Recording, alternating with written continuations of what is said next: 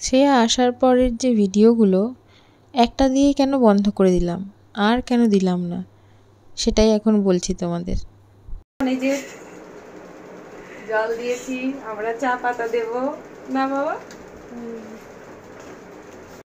তোমরা তো আগেই জানো যে আমার একটা গ্রুপ রয়েছে, আর সেই গ্রুপে আমরা 5টা মহিলা মিলে এক্সিবিশন করি। আর এখন সেই এক্সিবিশনেরই সময়টা তুঙ্গে, তাই সেটা নিয়ে ভীষণ ব্যস্ত। সেই জন্যই আমার এদিকে ব্লগগুলো ছাড়া আর হয়ে উঠছে না। আজ ফোনটা নিয়ে একটু কাজ করতে বসে ভিডিওগুলো চোখে পড়ল, তাই ভাবলাম ভিডিওগুলো এবার এডিট করে ভয়েস ওভার দিয়ে ছেড়ে দিই। মেয়েটা এত দূর থেকে এসছে, কোথায় তাকে রান্না করে চা করে খাওয়াবো তা না করে তাকে দিয়ে চা করিয়ে সবাইকে পরিবেশন করানো হচ্ছে। যাই হোক, মেয়ে আমাদের বেশ গুণী, তাই জন্য সে নিজেই চা করে সবাইকে দিয়েছে, আবার নিজেও খেয়েছে।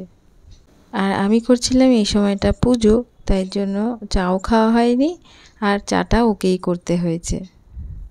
আমি ঘরের সব কাজ সেরে নিয়ে পুজোটা করে তাড়াতাড়ি রেডি হচ্ছিলাম, তার কারণ ওকে নিয়ে আমাকে বেরাতে হবে, কারণ গোপালকে নিয়ে আমাদের প্রাণ প্রতিষ্ঠা করার জন্য মন্দিরে নিয়ে যেতে হবে। এখন চলে এসেছি মন্দিরে।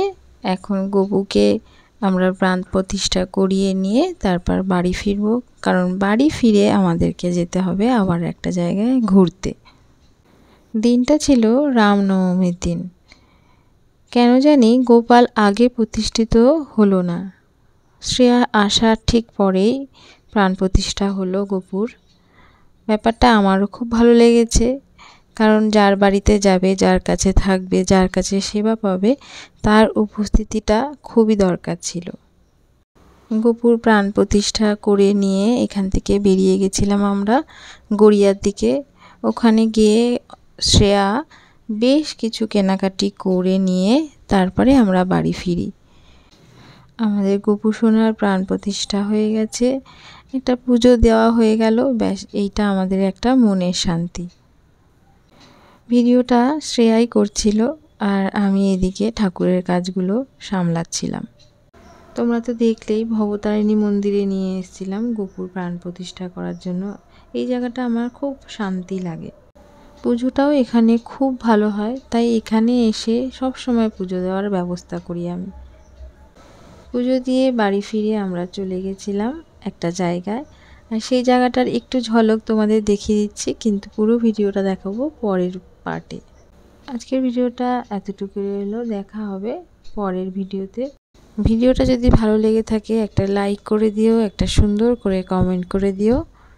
দেখা হচ্ছে তাহলে নেক্সট ব্লগে। আজকের মতো বিদায় নিচ্ছি, সবাইকে টাটা।